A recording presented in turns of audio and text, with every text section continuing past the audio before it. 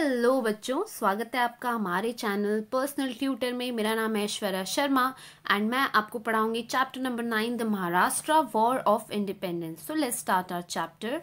After the death of Chhatrapati Shivaji Maharaj, the Marathas fought with great valor with Mughals under the leadership of Chhatrapati Sambhaji Maharaj, Chhatrapati Rajaram Maharaj and Maharani Tarabai to protect the Swaraj।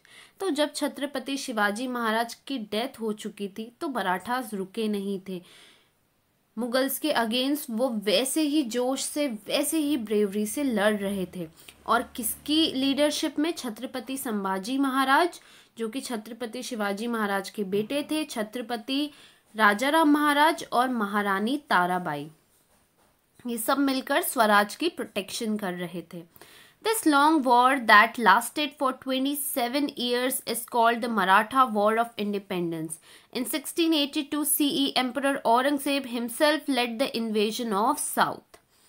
और ये जो war जो 72 years, आप सोचिए 72 years तक चला था ये वॉर, इसका नाम था मराठा वॉर ऑफ इंडिपेंडेंस। और 1682 सीई में ऐसा हुआ था कि औरंगजेब ने खुद मराठास को साउथ में इन्वेजन करने दिया था। Even then, despite enormous difficulties, the Marathas emerged victorious in this struggle. This war is an exciting and glorious period in the history of India. In this chapter, we shall learn about the War of Independence. बहुत सारी परेशानियां आई थी जब मराठास ने war of independence किया था। बहुत लोगों से, जैसे हमने देखा आदिल शाह हो गए, देन आफ्टर दैट मुगल्स हो गए, इनकी कितनी बड़ी आर्मी थी, उससे अकेले लड़े मराठास। बहुत परेशानियां आई लेकिन फिर भी ये जीत कर निकले। और ये जो वॉर था ये बहुत ही एक्साइटिंग और ग्लोरियस पीरियड ऑफ हमारे हिस्ट्री का है। तो इस चैप्टर में हम war of independence of Maratha के बारे में पढ़ेंगे। The word Maratha used here means people who speak Marathi और महाराष्ट्रियन पीपल। यहाँ पे जितने बार भी मराठा यूज होगा, वैसे तो आप सबको पता ही होगा, बट अगेन मराठा का मतलब है वो लोग जो मराठी बोलते हैं या फिर जो महाराष्ट्रियन है। Sambhaji Raje speaking, present role play. Okay, ये आपको एक एक्टिविटी दिया हुआ है। Now Chhatrapati Sambhaji Maharaj. Sambhaji Maharaj was eldest son of Chhatrapati Shivaji Maharaj. He was born on 14th May 1657 on the Purandar Fort. After Shivaji Maharaj, he became the Chhatrapati. At this time, the Marathas were battling against the Mughals. तो जो संभाजी राजे महाराज थे वो छत्रपति शिवाजी महाराज के सबसे बड़े बेटे थे। उनका जन्म 14 मई 1657 को पुरंदर फोर्ट में हुआ था। शिवाजी महाराज के बाद वो ही छत्रपति बने थे और इस समय मराठास मुगल से लड़ रहे थे। During the same period Emperor Aurangzeb's son Shahzada Akbar rebelled against his father. The emperor crushed his rebellion. Then Akbar came to the Deccan to take shelter with Sambhaji Maharaj. Then the emperor himself descended on the south in 1682 to vanquish Akbar. और इसी समय क्या हुआ था कि जो औरंगजेब का बेटा था शाहजादे अकबर, वो खुद अपने फादर के अगेंस्ट लड़ रहा था। और औरंगजेब की ये हैबिट थी कि जो भी उसके अगेंस्ट आता था वो उसे छोड़ता नहीं था। इसीलिए अकबर कहाँ आ गया था? डिक्कन में आ गया था संभाजी महाराज की हेल्प लेने। और औरंगजेब हमने देखा है पहले चैप्टर्स में कि कभी भी खुद लड़ने नहीं आता था, लेकिन अकबर से लड़ने वो खुद आया था साउथ 1682 सीई में। He had with him a huge army and a powerful artillery. He asked the city of Janjira to undertake an expedition against the Marathas. He also won over the Portuguese to his side. Consequently, Sambhaji Maharaj had to face many adversaries at one and the same time. हुआ क्या था कि south के तरफ आ गया था औरंगजेब अपनी पूरी आर्मी लेकर, और वहां पे जो सिद्धि थे जंजीरा का, उन्हें भी अपने साथ मिला लिया था ताकि वो मराठा के अगेंस्ट वॉर कर सके। और जो पोर्तुगीज थे उन्हें भी मुगल्स ने अपने साथ मिला लिया था। तो आप खुद सोचिए संभाजी महाराज के लिए कितनी डिफिकल्ट सिचुएशन थी, इतने सारे लोगों से उन्हें और उनकी टीम को या हम कह सकते हैं उनके सारे एसोसिएट्स को अकेले लड़ना था। The reign of Sambhaji Maharaj marks the first chapter of Maratha War of Independence after Shivaji Maharaj. Shivaji Maharaj had given him excellent education in civil administration and military campaign. Sambhaji Maharaj had begun to take interest in the administration of the state and the command of the army from the age of 14 years. तो जब संभाजी महाराज की जीत हुई तो ये पहला chapter था Maratha war of independence का शिवाजी महाराज के बाद। मतलब शिवाजी महाराज के बाद कोई पहले थे जिन्होंने फिर से जीत हासिल की थी। शिवाजी महाराज ने उन्हें बहुत अच्छी एजुकेशन दी थी, सिविल एडमिनिस्ट्रेशन की, साथ ही साथ मिलिट्री की। संभाजी महाराज जब 14 साल के थे उस उम्र से उन्हें स्टेट की एडमिनिस्ट्रेशन में इंटरेस्ट था और उन्हें आर्मी का कमांडर बनने में इंटरेस्ट था। While he was still a prince, he had led attack on many territories of the Mughals and the Adil Shah.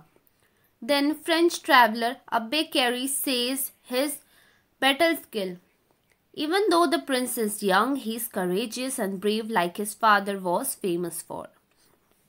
तो जब बहुत छोटे थे प्रिंस संभाजी महाराज, उस समय भी बहुत सारे वॉर में वो गए थे, बहुत सारी जगहों में उन्होंने प्रोटेक्शन किया था मुगल से, आदिल शाह से। एक फ्रेंच ट्रैवलर था जो इंडिया में आया था, अब्बे कैरी, उसने संभाजी महाराज की बैटल स्किल्स के बारे में कहा है कि प्रिंस भले ही यंग थे पर बहुत करेज था उनमें और बहुत ही ब्रेव थे वो अपने फादर की तरह।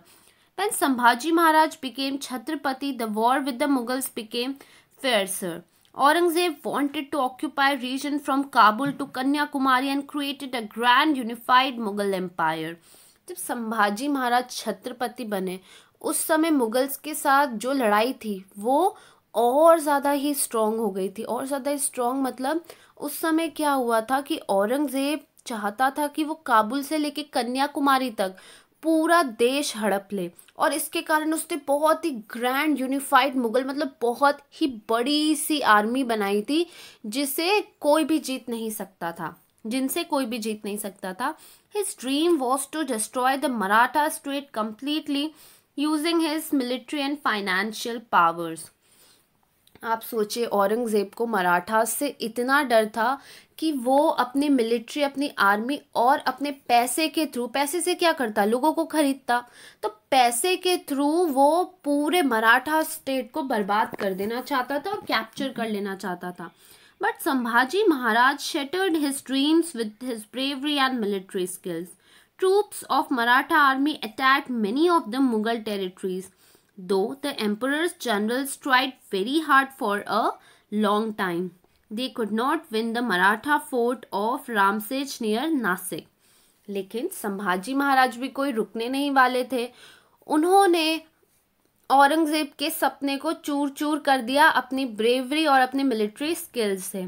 बहुत सारे ट्रूप्स थे, ट्रूप्स मतलब क्या होता है, आर्मी के जैसे ग्रुप्स होते हैं, तो ट्रूप्स थे मराठास के। उन्होंने अलग अलग जो मुगल टेरिटरीज थी वहाँ पे अटैक किया और जो भी एम्परर जनरल थे, मतलब एम्परर के जितने भी जनरल्स थे, वो लोगों ने बहुत कोशिश की, लेकिन मराठा फोर्ट ऑफ रामसे जो कि नासिक के पास है वो जीत नहीं पाए।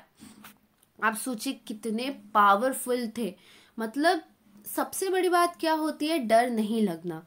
एक्चुअली इतने बड़े राजा को देखकर, इतने बड़े एम्परर को देखकर, औरंगज़ेब को देखकर कोई भी राजा डर जाएगा, सोचेगा हम क्या कर लेंगे इसके सामने, ये तो इतना मतलब। Sambhaji Maharaj valor brought Aurangzeb to his knees. Once he removed his turban in frustration and threw it on the floor. He made a vow that until he had vanquished Sambhaji, he would not wear his turban. Sambhaji Maharaj had rendered Aurangzeb helpless to this extent. तो क्या हुआ था कि संभाजी महाराज औरंगज़ेब को अपने घुटनों पे लेकर आ गए थे। एक बार औरंगज़ेब ने जो वो अपना ताज पहनता था सिर पे, है ना, जिसे कह सकते हैं टर्बन, टर्बन एक्चुअली पगड़ी को कहा जाता है, तो जो पहनता था उसे निकाल के फेंक दिया था उसने और कहा था मैं उस दिन तक ये ताज नहीं पहनूंगा जिस दिन तक मैं संभाजी को पूरे तरीके से खत्म ना कर दूं।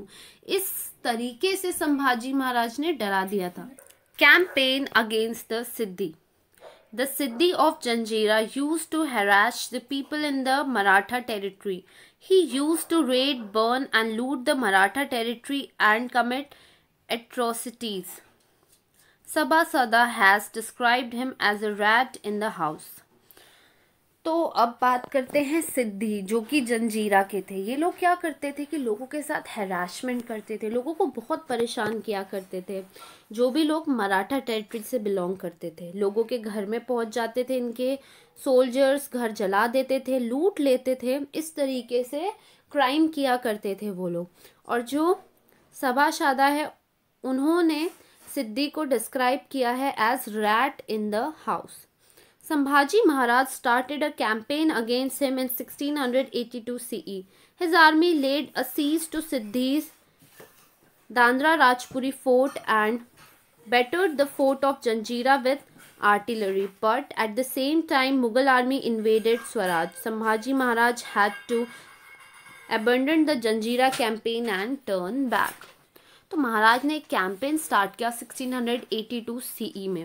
इस कैंपेन में क्या किया कि महाराज और उनकी आर्मी ने सिद्धि का जो दादरा राजपुरी फोर्ट था वहाँ पे अटैक किया और उस फोर्ट में अपनी आर्मी को ले गए ताकि वहाँ से सिद्धि को निकाल के फेंक सके, सिद्धि जो पूरा किंगडम था उसको।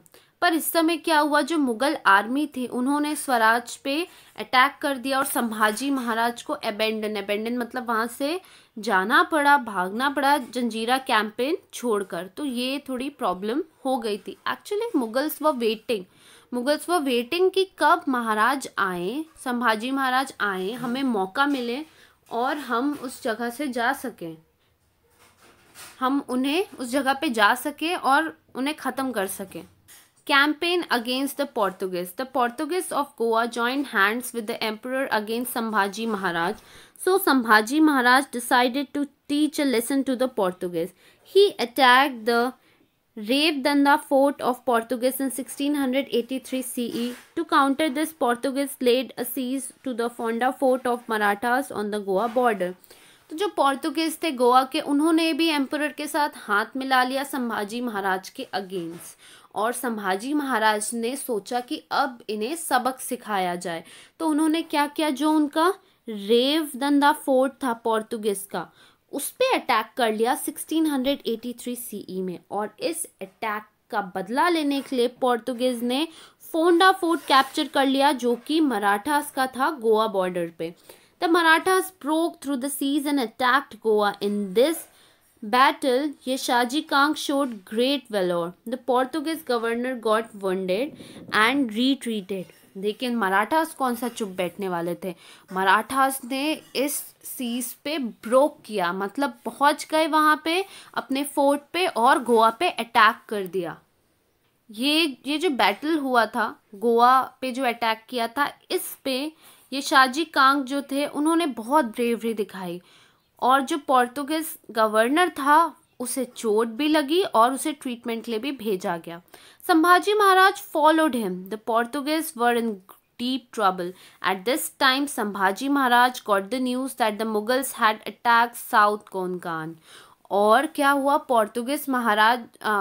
पोर्तुगीज गवर्नर को महाराज फॉलो करने लगे संभाजी महाराज, और पोर्तुगीज बहुत परेशानी में थे। लेकिन इस समय महाराज को खबर आई कि उनका जो कोनकान, साउथ कोनकान है, वहाँ पे मुगल्स ने अटैक कर दिया है। Therefore, he had to abandon the winning campaign of Goa and return to fight with Mughals. अब महाराज को गोवा से वापस जाना पड़ा। वहाँ महाराज बहुत अच्छे से जीत जाते, लेकिन क्योंकि उनके साउथ कोनकान में अटैक हो चुका था तो वो मुड़ गए अपने साउथ कोनकान को बचाने।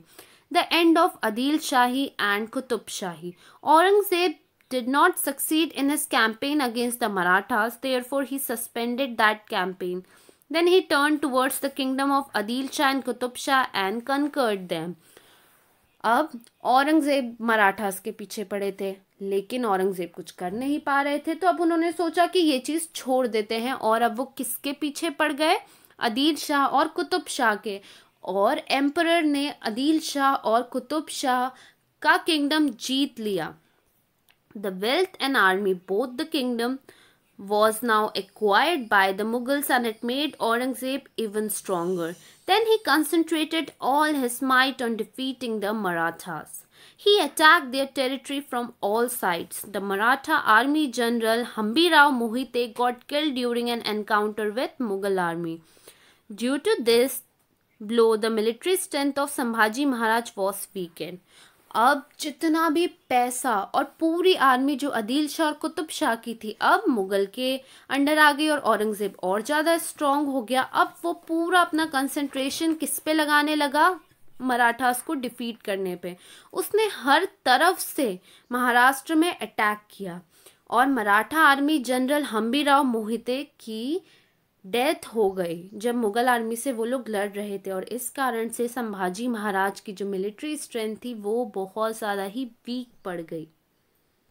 Administration of Sambhaji Maharaj. Even though Sambhaji Maharaj was busy fighting on various battle fronts, he did not ignore his administrative responsibilities. He continued the prompt justice and revenue system which was characteristics of Chhatrapati Shivaji Maharaj era. तो संभाजी महाराज हमने जाना कि बहुत busy थे fighting में, अलग अलग जो भी बैटल्स थे वो फाइट कर रहे थे, लेकिन इसके साथ उनकी जो एडमिनिस्ट्रेटिव रिस्पॉन्सिबिलिटीज़ थी उन्हें नहीं छोड़ा था उन्होंने. जैसे लोगों को जस्टिस प्रोवाइड करना, रेवेन्यू सिस्टम संभालना और जो भी कैरेक्टरिस्टिक्स थे छत्रपति शिवाजी महाराज के एरा के, वो सारी चीज़ें संभाजी महाराज भी फॉलो करते थे. He severely punished the landlords who harassed common people. He severely punished the landlord who harassed common people and who rebelled against the Swaraj. He gave administrative powers to Maharani Yesubai. He gave her own stamp. He continued the legacy of Shivaji Maharaj's welfare policy. ऐसे लोग जो specially landlords जो लोगों के साथ harassment करते थे उन्हें महाराज बहुत ख़राब पनिशमेंट देते थे. मतलब ख़राब इन द सेंस कि बहुत हार्ड पनिशमेंट मिलती थी. जो भी स्वराज के अगेंस्ट जाते थे उन्हें उनके साथ भी यही होता था. और साथ ही साथ उन्होंने महारानी येसुबाई को भी एडमिनिस्ट्रेटिव पावर दे रखी थी. और संभाजी महाराज ने अपना खुद का स्टैम्प निकाला था और शिवाजी महाराज की वेलफेयर पॉलिसीज, लोगों का भला करने वाली जो भी पॉलिसीज थी वो सारी पॉलिसीज संभाजी महाराज भी फॉलो करते थे. Sambhaji Maharaj knew Sanskrit and many other languages well. He studied many ancient books on polity and wrote this guest in a book called Budh Bhushanam.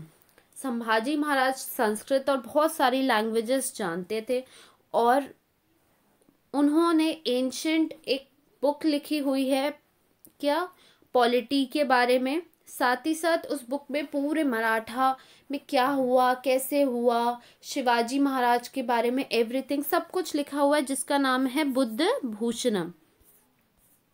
Death of Sambhaji Maharaj. Aurangzeb was trying very hard to defeat Sambhaji Maharaj. He had planned Mukarrab Khan in charge of Kolhapur province. Mukarrab Khan learned that Sambhaji Maharaj was and Sangameshwar in Konkan. He raided the place and captured Sambhaji Maharaj. तो औरंगजेब पूरी जान लगा रहा था संभाजी महाराज को हराने के लिए. तो उसने मुकर्रब खान को कोल्हापुर प्रोविंस का चार्ज दे दिया. और मुकर्रब खान को ये मालूम चला कि जो संभाजी महाराज है वो संगमेश्वर में रुके हुए हैं कोनकान में. तो उसने क्या किया, उस प्लेस पे रेड डाल दी. मतलब उस प्लेस पे बिना बताए अपनी आर्मी लेके पहुंच गया. When Sambhaji Maharaj was taken to the emperor, he faced him fearlessly. By the emperor's order, he was brutally put to death on 11th March 1689. This Maratha Chhatrapati did not compromise his self-respect and faced his death nobly and bravely. The Maratha took inspiration from his sacrifice and intensified their fight against the Mughals.